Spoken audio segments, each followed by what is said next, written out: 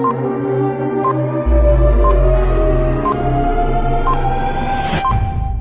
afternoon, ladies and gentlemen of the Davao media, and good afternoon also to the Malacanang Press Corps who are watching on PTV4 And Radyo Pilipinas. and Radyo ng Pilipinas.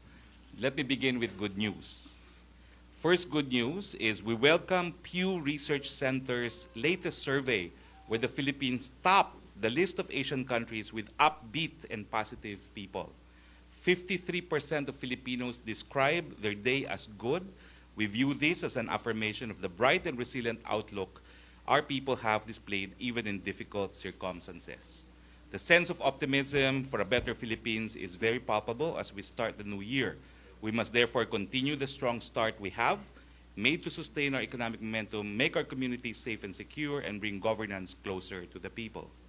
Second good news, the DTI reports on the Philippine manufacturing sector. We're bullish to see manufacturing sector hitting record numbers consistently. We take note that the Philippines has maintained its top place among ASEAN countries in the manufacturing sector, according to the Nikkei Philippine Manufacturing Purchasing Managers Index, or the PMI.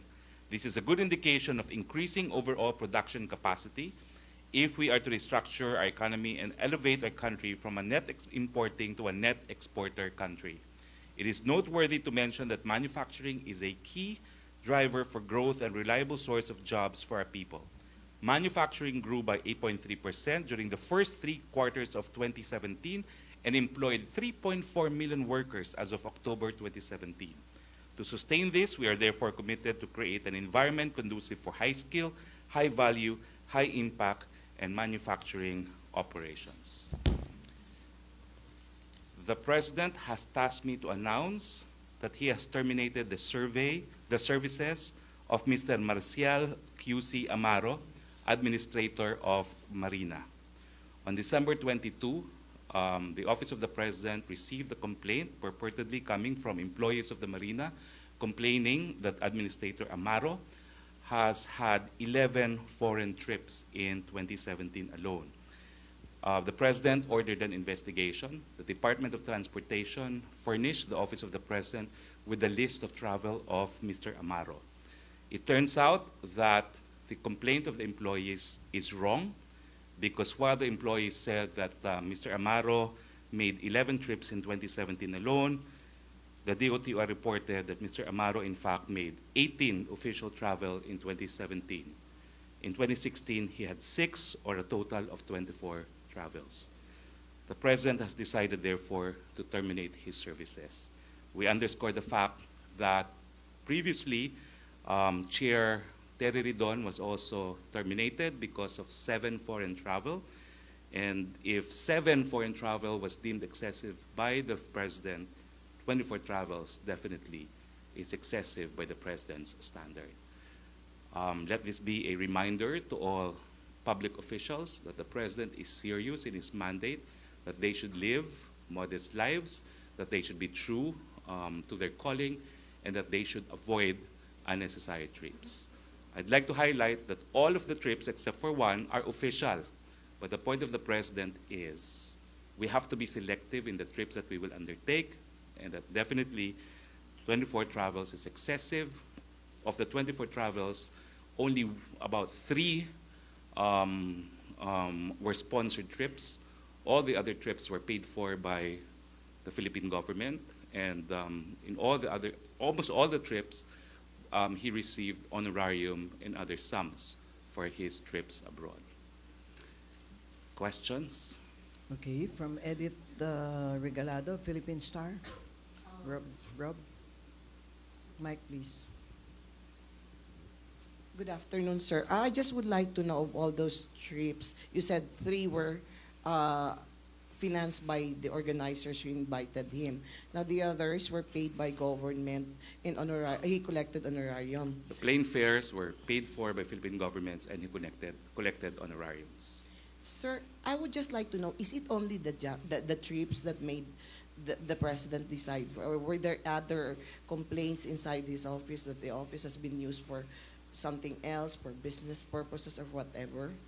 Well, all the documentation furnished to me by the PMS were, number one, the complaint of the employees, and number two, the report of the Department of Transportation detailing the trips and whether or not they were funded by Philippine government funds. So I only had 2 documents turned over by PMS. So nothing about him using the office as for some business purposes? The PMS did not turn over any such document to me, but I have to admit that I have heard some reports, but the PMS did not dwell on those reports. Thank you, sir. Okay, thank you. Madonna Timbal of ABS, please. Okay, ABS sir, Davao. dahil sinibak na nga, sir, sino may ipapalit na po ba sa pwesto? Wala pa pong ina-announce ang ating presidente. Pero possibly, sir, sino po ba ang mga nakalinya, sir, no, na posibleng papalit sa kanya? Meron bang mga potential na mga personalities, sir, na posibleng papalit sa kanya sa pwesto? Wala pa pong nabanggit sa akin, bagamat with 100 million Filipinos, we're confident that there will be a Filipino who can do the job in the marina.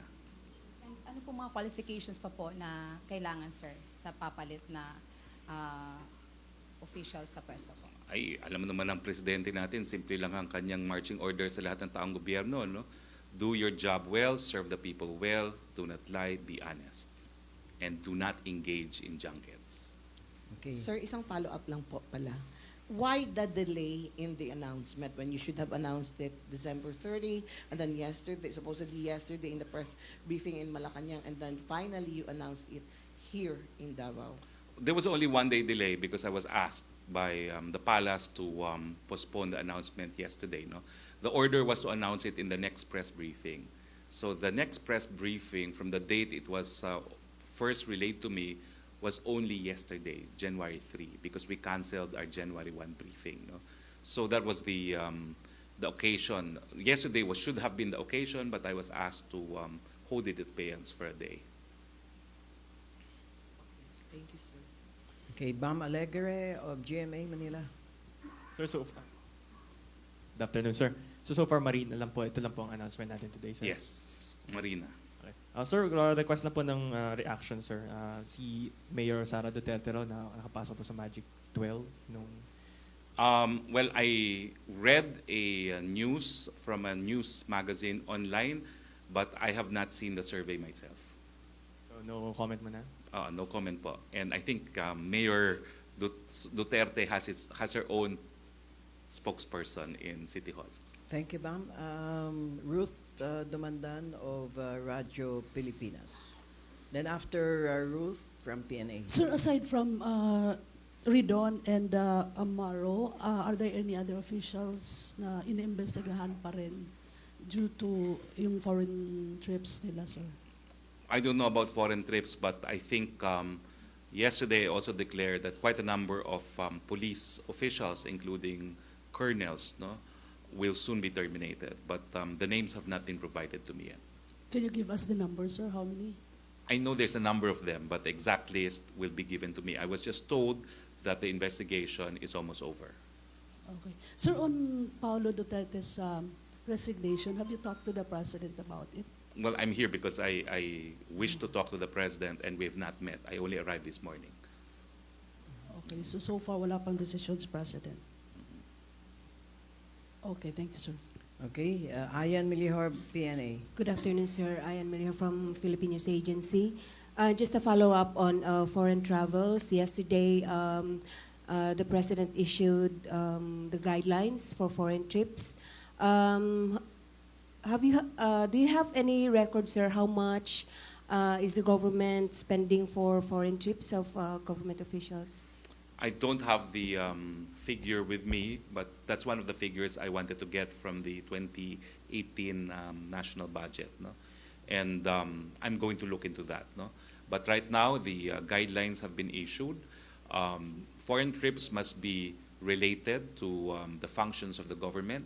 It must not be too pricey, must not be too costly, and the benefits of to the country of the trip must be substantial. No? So those are the 3 guidelines, no, in order that foreign trips will be approved.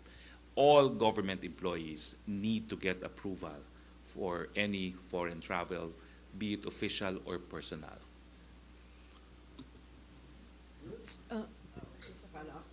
Um, um, may mga ano ba, sir, limitation or limits on the number of travels and na nire-require on government, and what's did the Commission on Audit also call the attention of the government Hindi about po. this foreign trips? This is the President's unilateral decision to crack down on foreign travels of government officials. He believes that government officials should concentrate on their jobs here in the Philippines. The travel should be only for officials from the Department of Foreign Affairs, and that any foreign travel must conform with the guidelines related to the agency's mandate, must not be too costly, and must have significant benefits to the country. Sir, yung problema sa PCSO with Alexander Balutan and Sandra Cam, ano yung message ni President Duterte dito, sir? Wala pa po, no? Wala pa pong nasasabi sa akin si Presidente, and I'm here because I will confer with the President.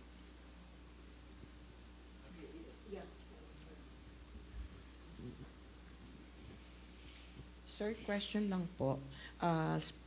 Speaker Alvarez floated the idea of Noel, and then Senate President Coco Pimentel said something about term extension. So, where does the President stand on this? The President has spoken on these issues, no? Number one, the President is the chief implementer of the Constitution and the laws of the land. Unless and until the Constitution is amended and ratified by the people, elections will push through in 2019. And what the President promises is that if elections push through, we will have a credible and honest elections.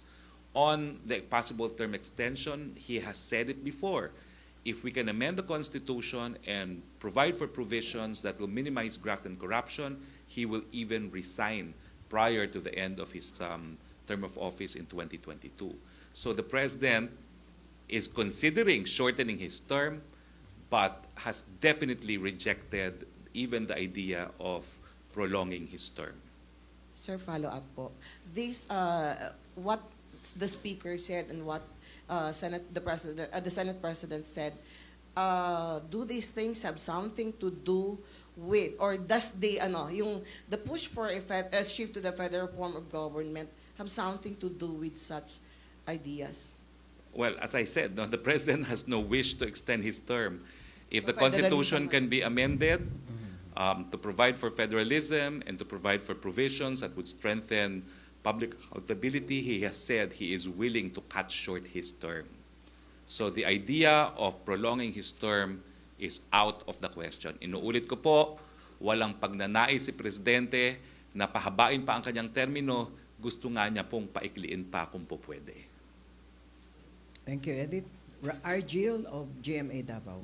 Sir, any reaction po on the expose that the PCSO hosted a costly na Christmas party? Is there a possibility na gaya nung sa Marina official, may matatanggal din sa pwesto if positive na ganun yung nangyari? Wala pa po akong alam dyan.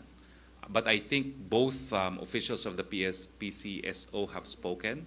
And what I do know is the President is fully cognizant of what transpired. And I'm sure if he has any decision, he will make it known soon. Okay. Next, Joey Dalumpines of BIA. Sir, what's the veracity of the information that the church leaders pleaded to the president not to call the communist rebels as terror organization? No idea. Because the Department of Justice is about to file the pleading before the Regional Trial Court of Manila to declare the CPP-NPA as a terrorist organization pursuant to the Human Security Act. Thank you, sir. Okay. Back to Ian Milihor of PNA. Then, Madonna. Okay, Madonna muna. Sige. Go, Madonna. Okay, sir, with regards sa excise tax, ano po kaya mga epekto nito sa mga poorest of the poor, sir? Well, ang alam ko po, magkakaroon nga tayo ng mitigating cash transfer which will be implemented in the first half of this year. No? If I'm not mistaken, it is, kano ba yun, 200 or 300 pesos ata, no? Na ibibigay by way of conditional cash transfer to the poorest of the poor. And of course, I'd like to highlight that the proceeds of TRAIN will be spent for Build, Build, Build. The Build, Build, Build program will not only provide us with better infrastructure, it will also stimulate the economy, create more jobs, and therefore create more income for everyone. Okay. Ayan.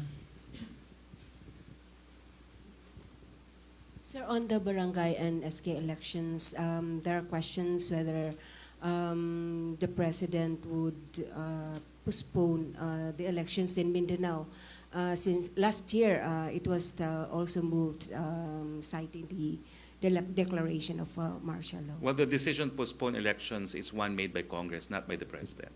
So it's an issue of policy. So Congress will have to legislate on this regard. So any more question? No more? Sir, okay. Okay, Bam? Otherwise, there are questions from Manila here, ha? Okay. Okay. Ayan, pakibigay daw. Phone. Ay, microphone. Thank you. Okay, Bam? Sec, yung anti-arson task force po, meron na silang findings. Yung anti-arson task force dito sa NCC Mall, interagency task force. Meron na silang findings na sa short circuit po. May comment po yung Malacanang dito sa progress po ng investigation dun sa nangyari sunog. Well, not per se on this finding, no, but I understand yesterday that the President met with the Bureau of Fire people and the PNP here in Davao, and the agenda was how to strengthen 911. No? What the President wants is to make Davao the showcase for 911, and he wants all reforms on 911 implemented in Davao to be implemented nationwide. No? Now, there was a information given to the media that the President somehow lectured the police.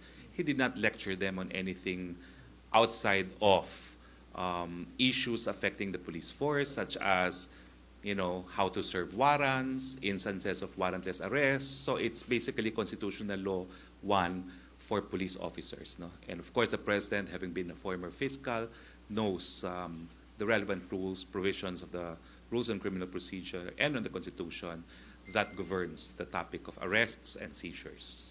So that's what he lectured them on. Okay, thank you, Bam. Another from Z. Capistrano, Manila Bulletin. Before we take the question, the President also met with the Indonesian Foreign Minister yesterday here in Panacan. There were some agreements with Indonesia relating to security that was agreed upon by the Philippine President and President Widodo, although details cannot be divulged. Sir, hi sir. Yes. Ano lang po, regarding dun sa meeting with Foreign Minister Marus, di baka meron kayong iba pong ma-share, mababanggit? Yun lang po. Ang binanggit lang po ay it was actually a courtesy call. It was a tete-a-tete. Tama ba yung pronunciation ko doon? The President indicated that there were security agreements and arrangements agreed upon between the two countries, but obviously, because these are security matters, it cannot be divulged. Okay. So there's a question here from Dexter of ABS Manila. Medyo balik na naman tayo doon. The Marina admin and deputy admin shall be appointed by the President for a term of 6 years. That the President may remove the admin, deputy admin from office for a cause upon recommendation of the board. So parang sinasabi niya, Marina Charter daw po is sa Presidential Decree number 474, particularly sa Section 9. Pwede sibakin ng Pangulo ang administrator or deputy administrator sa recommendation ng board. Kailangan ba ito masunod? Well, the President has decided to terminate the administrator. Whatever is required to terminate it has to be complied with by the board, if there is any such requirement. There are some GOCCs where appointments are made by the board, and what the President does is to issue, I wish to elect person XYZ as a member of the board or as chairman of the board. So the board members would have to comply. So what I'm saying is if there's such a requirement, then the board has to act. Okay, thank you. Bam, follow up? Follow up. Okay, Rob, please.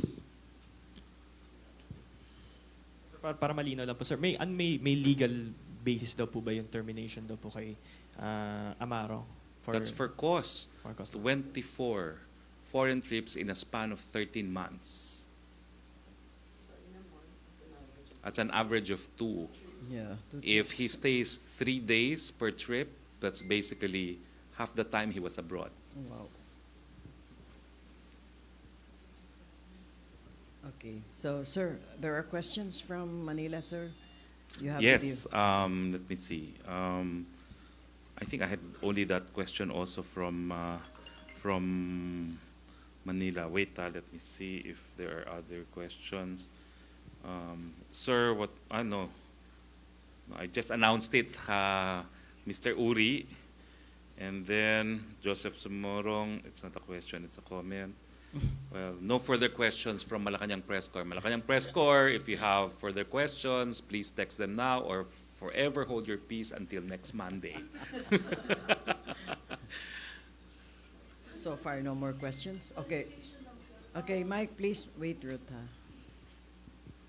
The President promised to give assistance sa mall fire victims. I just want to clarify if this is yung financial assistance na ibibigay ng DOLE, kung ito na yon. That was approved yesterday by Secretary Bello, sir.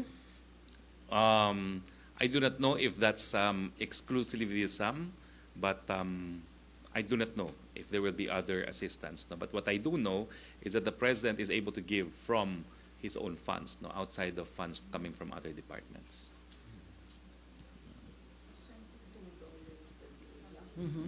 May follow-up ka, Donna?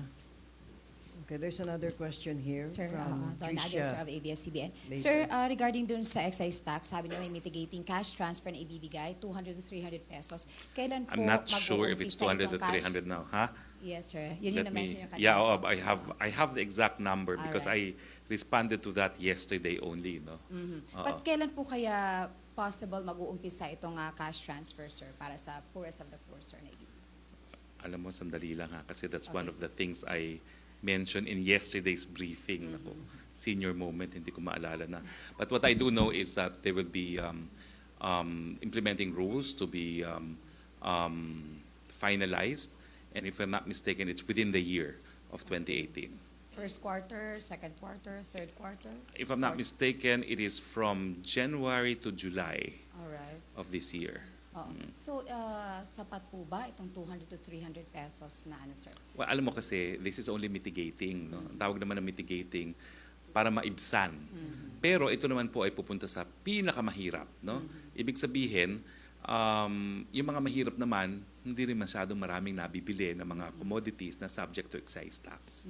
So kahit paano, makakatulong talaga itong mitigating conditional cash transfer Ano yung sa mga kanila. parameters, sir, para hindi rin mapupunta talaga doon sa mga mahihirap, sir, na itong mga Yes, cash transfer yes, na ito, hindi because- matitake advantage ng Yes, mga because ano, we already have list of beneficiaries on the conditional cash transfer. It will be the same population that will benefit from this cash mitigation, which is a provision of the Tax Reform Act, the Alright. train. Thank you, sir. Okay, there's a question here from Raymond Tinaza of Bombo, the president of MPC. Sabi po ni Senator Soto, ang dami pinakalat na oposisyon na maling info kaugnay sa train law. And he urges government officials to counter this by explaining to the public the details of the law. Will the government conduct massive info drive to explain the new tax law para maiwasan ang misunderstanding at pag-abuso ng mga negosyante gamit ang batas? Opo, in fact, kahapon po, no, halos lahat ng ahensya ng gobyerno nagsasabi na hindi dapat na tumaas kaagad ang presyo ng mga bilihin, no, dahil ang excise tax naman po ay pinapataw hindi dun sa old inventory, kundi sa mga bagong inventory. No? So walang dahilan para tumaas ang presyo on day one of the effectivity of the law. No? So kung hindi po ako nagpunta sa Davao, nagkakaroon sana ako ng guest from the Department of Finance, si Yusek Carl, pero since we decided to have this press briefing in Davao, hindi po natuloy. No? But on Monday, I will invite again the Department of Finance. I also know that PCOO is working double time to embark on a dissemination campaign on the salient features of the train, and likewise the DTI will not hesitate to prosecute individuals who will take advantage of price hikes invoking train as a legal basis. I stress that the excise tax will be imposed on new inventory and not on existing inventory. So kailangan maubos muna yung current inventory bago sila magtaas by virtue of the train. Thank you. Okay, from Tricia Macas of GMA News Online. But if the draft chapter or charter provides for the president staying on in a transitory capacity, what will he do? Would he tell his allies in Congress not to involve him in any transition government? Well, malinaw po sinabi ni Presidente, kung mapapaaga ang charter change para magkaroon ng probisyon na mapapainting natin yung laban natin laban sa korupsyon, miski maaga niyang tapusin ang termino niya. Pero wala po siyang sinabi na siya ay nagnanais na palawakin pa o patagalin pa ang kanyang termino. Malinaw na malinaw po si Presidente dyan. And I think even the Senate President said that the President would have to consent. No? And given the emphatic statement of the President that he does not wish to stay 1 minute longer than his term, I do not think it is something that he finds attractive. Okay. Sir, isang question na lang po. You made mention about police officials as high as colonels who are in the list who are supposed to be in. And you said something about investigation going on. Do we have a time na kung kailan yan? Well, sinabi na Within po the sa akin yan. Sinabi na po sa akin yan December 10 na malapit na. No? And before December 10, there was also information given to me already that I could tell the public in advance that they are going to terminate Is it quite a 60 number. or 90? Hindi ko po alam talaga kung ano yung numbers. No? Pero again, inulit po sa akin na halos tapos ng investigasyon. So maybe this month. This month? Maybe this The month. announcement for those who will be It's kicked likely out. that it will Okay. come out this month. Thank you, sir. Last two questions from... So lahat naman po ito, inuulit-ulit ko dahil kinakailangan parating ang mensahe sa mga taong gobyerno. Nandito po tayo para manilbihan. Kung nais po natin magpayaman, kung nais natin magbiyahe, sa pribadong sektor na po tayo. Sir, from Rudolph, PIA. Does the regulation on travel also extend to rank and file, not just to officials? Of course, it applies to everyone. Alam mo, kaya importante rin na kailangan ma-approve miski personal trips. Meron naman kasing Unexplained Wealth Act. No? Kung biyahe ka ng biyahe na personal nga, walang gastos ng gobyerno, saan mo naman kinukuha yung pangbiyahe mo kung madalas na madalas yan? Okay. Okay, last Sir, question. last question tayo along that line about Yes, ma'am. biyahe-biyahe. Could you confirm or does the president check on the passports of government officials? I don't think he physically does. But there is now a provision in the memorandum issued yesterday that heads of office must furnish the Office of the Executive Secretary with a list of officials who have traveled on a regular basis. So no need to check on the passports or anything. So the head of office should furnish. Yes, Yeah. there is now a report required of heads of offices on who have been given travel permits. No cover-ups. No cover-ups. Okay. May Yes. pahabol ka, Ruth? Use the mic, please. Yes, sir. Any update lang sa Marawi rehabilitation, sir? Well, we were in Marawi. Unfortunately, weather prevented the president's chopper from landing in Marawi. The good news was on the 23rd, we delivered 800 temporary shelters. The first 800 temporary shelters intended for the Bakwits. 300 of which were built and funded by PAGCOR and 500 by the National Housing Authority. That's the first batch. I know that there will be another 200 minimum in the next month, and a further 171 next month. So next month there could be a minimum of additional 371. Of course, the total target is to build 6,700 housing units for Bakwits. So I'm happy to note that barely 2 months after Marawi was liberated, we had turned over 800 housing units, which roughly amounts to 12-13% of our target. Anong timeline sa completion, sir? Well, napakabilis po eh.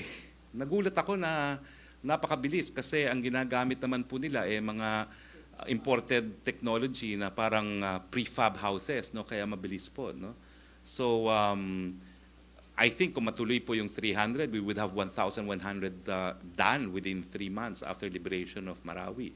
So I could see that it is not impossible that in 1 year's time we could achieve the target, no, sa bilis po ng pagtatayo nitong mga temporary shelters. Now we call them temporary shelters, but nung nakita ko po sila, permanent shelters po yun.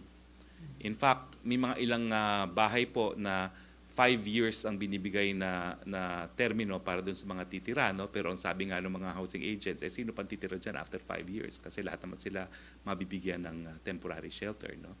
So, mabilis po ang proseso, mabilis po ang pagbangon ng Marawi, and that's because the President promised to rebuild Marawi in the soonest time possible. May pahabol dito si Dexter of DZMM.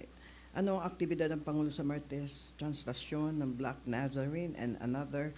Ang pagsibak ba kay Marina admin ay dahil sa mga travel abroad o may iba pang dahilan? Ang alam ko lang po, 2 pong dokumento binigay sa akin ng PMS, yung letter ng complaint at yung report ng DOTR dun sa kanyang mga travels. Okay, so no more questions? No more? So Okay. we'd like to ask our Secretary for his final statement. Sir? Well, yun lang po. Tingin ko po wala nang kaduda-duda na seryoso ang ating presidente dito sa kampanya laban sa korupsyon. Ulitin ko lang po, kung nagnanais po kayong yumaman, kung nagnanais kayong magbiyahe, wag na po kayo magtrabaho sa gobyerno. Nandiyan naman po ang pribadong sektor. Maraming salamat po at good afternoon to all of you.